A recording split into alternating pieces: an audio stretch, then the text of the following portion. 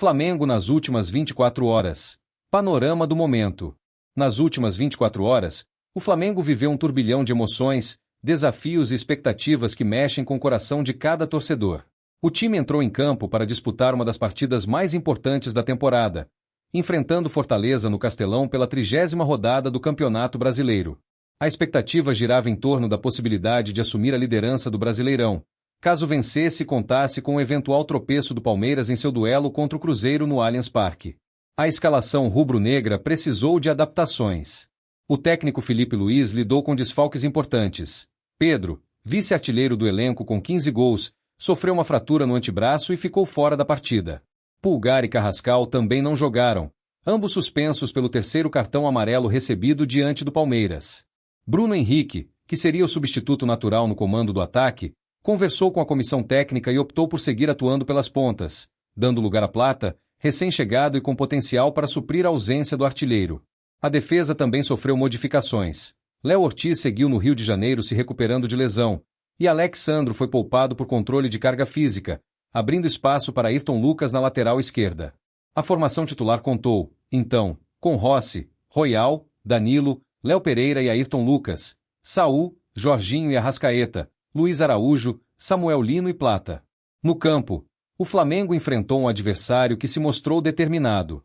Jorginho, treinador do Fortaleza, ressaltou que os times se entregam mais quando enfrentam o rubro-negro, elevando o nível de intensidade em partidas contra a equipe carioca. O resultado foi um confronto difícil e uma derrota por 1-0 para o Fortaleza, que ampliou a pressão em relação ao desempenho da equipe na competição. Com esse resultado, o Flamengo acumula 10 pontos perdidos contra times da parte de baixo da tabela em 2025, fator que tem gerado debates acalorados entre torcedores e especialistas. A repercussão dessa derrota foi imediata. A torcida, reconhecida por sua paixão e capacidade de mobilização, expressou insatisfação nas redes sociais e grupos organizados. O Ministério Público recomendou que os torcedores rubro-negros fossem direcionados ao setor visitante do Castelão para evitar conflitos após episódios de tensão anteriores. A discussão sobre a postura da diretoria frente ao momento delicado do time voltou à tona, com cobranças por ajustes táticos e principalmente pela necessidade de recuperação física e emocional do plantel, que vive o momento mais decisivo do ano. Por outro lado, nem tudo é pressão. Apesar da derrota, o Flamengo segue com 61 pontos, ocupando a vice-liderança do Brasileirão e mantendo chances concretas de conquistar o título nas próximas rodadas. O cenário exigirá concentração e superação dos desafios físicos e emocionais, como destacou Filipe Luís em entrevistas após o jogo. O próximo grande foco se torna o jogo de volta da semifinal da Libertadores contra o Racing, na próxima quarta-feira, dia 29, partida que promete ser eletrizante e decisiva para as pretensões continentais do clube. A volta de Léo Ortiz à zaga é esperada como uma das principais apostas para reequilibrar o setor defensivo e recuperar a solidez do time. O trabalho fisiológico e psicológico tem sido redobrado para garantir que os atletas estejam 100% preparados para o duelo mais importante do ano até aqui. Bruno Henrique, agora nas pontas, e Arrascaeta são vistos como peça-chave para criar jogadas e garantir o dinamismo ofensivo que pode fazer toda a diferença diante do Racing. O ritmo dos jogos e a agenda apertada seguem desafiando o elenco. O Flamengo, que bateu recorde de público no Maracanã recentemente, reforçou sua torcida como elemento fundamental para superar os momentos difíceis. A nação rubro-negra está sendo convocada para apoiar, acreditar e empurrar o time nesta reta final de temporada. E este é um recado para você, torcedor. Aproveite a oportunidade para participar e comentar sobre suas expectativas. Qual jogador merece destaque? O que você acredita que precisa mudar na equipe? Sua opinião é importante e faz parte deste processo de reconstrução e busca pela liderança.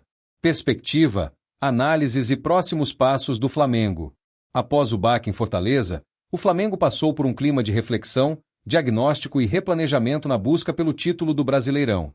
A derrota do último sábado serviu para escancarar questões táticas, físicas e mentais que vinham sendo discutidas nos bastidores e agora ganham ainda mais robustez no discurso público dos profissionais do clube. Jogadores, comissão técnica e diretoria se posicionaram sobre os próximos passos necessários em uma temporada que alcançou níveis críticos de exigência, tanto pela pressão interna quanto pela disputa acirrada pela ponta da tabela. O rubro-negro segue em segundo lugar, com 61 pontos, empatado com Palmeiras, atrás apenas pelo número de vitórias e vivendo uma disputa ponto a ponto com o rival alviverde. Essa rodada poderia ser o divisor de águas caso o Flamengo tivesse vencido Fortaleza, aproveitando o empate do Palmeiras diante do Cruzeiro e assumindo provisoriamente a liderança do campeonato. Não foi o que aconteceu. Segundo o levantamento da UFMG, as chances matemáticas de título do Mengão caíram para 34,9%, enquanto o Palmeiras saltou para 60,2% de probabilidade na disputa, evidenciando uma rodada frustrante para quem sonhava com uma arrancada definitiva nas últimas fases do Brasileirão. A análise do desempenho evidencia um time prejudicado pelas ausências pontuais e pelo desgaste físico. Pedro, principal goleador, está fora do mata-mata da Libertadores após fraturar o braço, e outros nomes como Pulgar e Carrascal ficaram de fora por suspensão e lesão. Felipe Luiz, técnico do Flamengo, precisou fazer ajustes na escalação, apostando em Plata para o ataque e promovendo alterações na defesa com Ayrton Lucas e Léo Pereira, devido ao protocolo médico de controle físico do elenco. Mesmo com as melhores peças disponíveis, a produção ofensiva ficou aquém. A equipe teve dificuldades em furar a defesa cearense, pouco criou e não converteu oportunidades chaves. A repercussão entre torcedores foi imediata. Nas redes sociais, discussões fervorosas ocuparam o noticiário esportivo e grupos de apoiadores, com cobranças para a diretoria e a comissão técnica pela falta de soluções e variações ofensivas. O Ministério Público atuou na gestão de presença dos torcedores no Castelão, que foram orientados para o setor visitante em razão de episódios anteriores de conflito. A mobilização de torcidas organizadas se intensificou em tom de apoio, destacando a importância da nação rubro-negra neste momento delicado e convocando participação ativa nas redes e nos jogos decisivos que estão por vir. A derrota teve impacto direto na confiança do grupo, mas a comissão técnica adotou uma estratégia de diálogo e foco na recuperação emocional e fisiológica.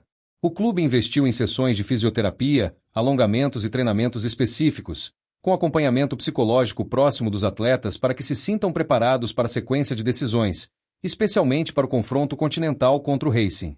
Léo Ortiz, recuperando-se de lesão, é visto como peça-chave na reorganização da linha defensiva, enquanto Arrascaeta e Bruno Henrique têm recebido atenção personalizada para potencializar o ataque rubro-negro.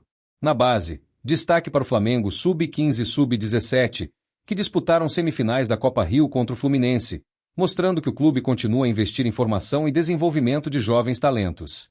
O resultado não foi o esperado, com derrota no Sub-15 e empate no Sub-17, mas o projeto de formação segue firme, identificado como estratégia de longo prazo tanto para o futuro técnico quanto para o fortalecimento institucional do clube.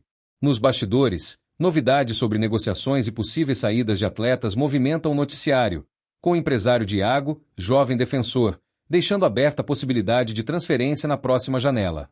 Falando sobre o calendário geral, o Flamengo volta a campo na próxima quarta-feira, 29, em um duelo decisivo contra o Racing pela semifinal da Libertadores, jogo de volta, com vantagem mínima conquistada no Maracanã, 1-0. O confronto será realizado em Avellaneda e promete alta tensão, pois o adversário argentino também briga firme pela vaga na final continental. O elenco do Flamengo encara o desafio em meio à pressão do Brasileirão, tentando equilibrar postura tática e emocional para manter o sonho de uma temporada vitoriosa. O contexto institucional também teve movimentação relevante. A Assembleia Legislativa do Rio, a ALERJ, autorizou negociação em torno do Maracanã, mas o governador afirmou publicamente que o estádio não será vendido, o que repercutiu tanto entre dirigentes quanto entre torcedores. Essa notícia gera debate sobre o futuro dos grandes clássicos e as possibilidades de gestão dos eventos esportivos no estado, com impacto direto na rotina e no planejamento do Flamengo. No ambiente esportivo, profissionais do setor têm debatido sobre o calendário apertado, o risco de lesões e a necessidade de rodar o elenco. Análises destacam a importância da recuperação dos principais jogadores e da preparação estratégica para os clássicos e confrontos decisivos do fim de temporada. Além dos números do Brasileirão, o rubro-negro segue de olho na classificação da Libertadores, colocando todas as fichas nesta reta final, onde, somado ao Brasileirão, cada partida passou a ser encarada em regime de jogo de vida ou morte.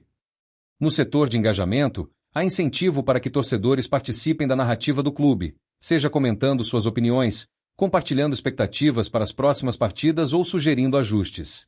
A diretoria reconhece que o Flamengo possui um dos maiores engajamentos do país e canaliza essa força para mobilizar os elos entre torcida, atletas e comissão técnica. Se você acompanha o Flamengo, é fundamental se manifestar e participar. Qual é a sua avaliação do desempenho recente? Que solução você gostaria de ver implementada? Seu comentário e sua sugestão podem ajudar a criar ambiente positivo na recuperação da equipe. Por fim, A recomendação é clara: siga o Universo Flamengo, deixe seu comentário com análise detalhada, quem foi destaque, quem merece mais oportunidades. E não perca as atualizações sobre escalação, recuperação de jogadores, formação tática e bastidores estratégicos. O rubro-negro vive um momento de virada e você é peça fundamental nessa caminhada. Continue curtindo, compartilhando e fortalecendo o canal, para juntos celebrarmos e aprendermos nos grandes momentos do Mengão. E aí, Plata, tá errado ou não? Rapaz, o clima no Flamengo esquentou. Depois do vexame contra o Fortaleza, Gonzalo Plata foi visto curtindo uma festa no domingo. A foto vazou e a torcida caiu matando. Muita gente dizendo que o momento não era para curtição, e sim para foco total no duelo contra o Racing pela Libertadores. Só que o gringo se defendeu, dizendo que estava de folga e saiu apenas com os familiares que chegaram ao Rio. E aí? Ele tá certo em aproveitar o descanso ou vacilou feio depois da derrota? Qual a sua opinião? Deixa a sua opinião pra gente poder saber, vamos conversar aqui. O que vocês acham? O cara tem que ficar de luto total ou ele realmente tem que aproveitar o momento?